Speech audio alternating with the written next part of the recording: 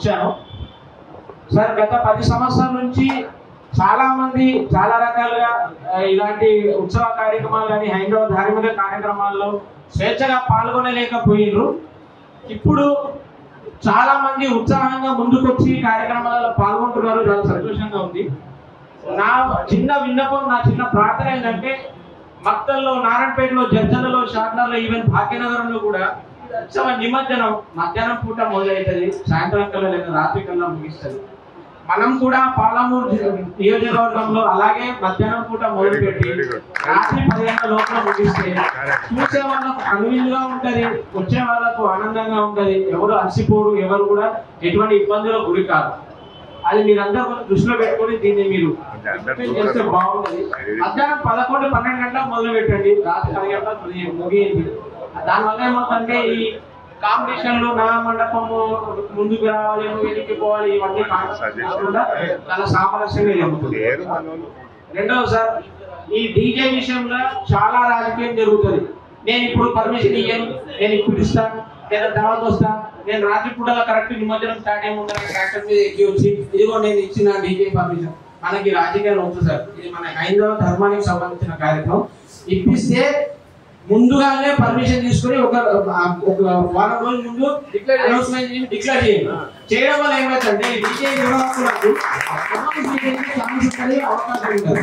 నువ్వు రాత్రి 11 గంటల నిమజ్జనం స్టార్ట్ అయితే 10 గంటలకు ట్రాక్టర్ మీద వచ్చి నేను డీజే పర్మిషన్ ఇప్పిస్తా అంటే ఆ డీజే నిర్వాహకుడు 10,000 కాస్త 30,000 చేస్తాడు. ఈ మండపం నిర్వాహకులకు బాగా వ్యయం పెరిగిపోతుంది, ఖర్చు పెరుగుతుంది, వాళ్ళు తట్టుకోలేదు.